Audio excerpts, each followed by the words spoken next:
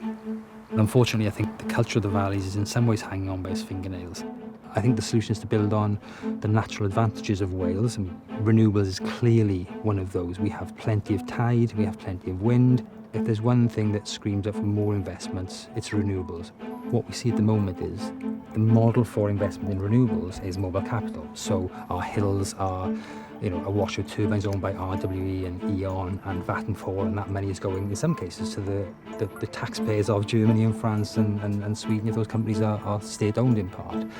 And of course, what would be nice is if our natural resources, we actually kept some of the returns to that capital, not just the returns to the wages which might accrue to local people. Well, I mean, you can imagine something like, say, a tidal lagoon. Now, there's a proposal for a tidal lagoon around Swansea. You enclose waters of a bay and you put turbines on the new wall that you've created and you let the tide out, turning those turbines and creating electricity. One for Cardiff, which could be as big as Hinkley Point, if you enclose the Cardiff Bay. If you had significant public equity in that, you could have corporations, municipal corporations, investing in that with a look to a long-term return. So, a tidal lagoon lasts 100 years. Perfectly viable for registered social landlords, local authorities, governments to invest in that sort of facility to get good, solid electricity at a known price for generations to the future. The good thing about lagoons is not only are they environmentally friendly, they give you reliable power, so you know the tide's coming in and out. It's not like the wind or the sun, which might arrive and disappear not when you want it to, but you know it's reliable twice a day power for 100, 120 years. Also, because it's a new industry, the potential is there for innovation, for research and development, for selling this technology to the rest of the world, which for someone like Wales or even the UK is very rare these days to find a new industry we can genuinely look to export our knowledge in.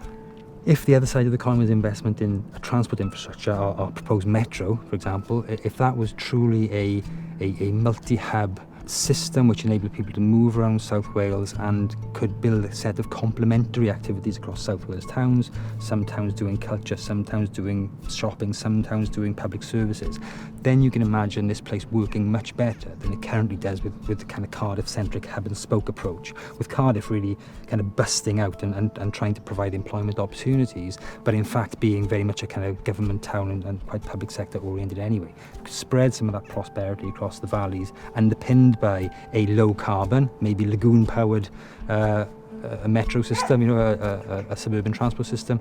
Then I think you've got a real narrative then to attract the really interesting companies that come and take advantage of some of those structures.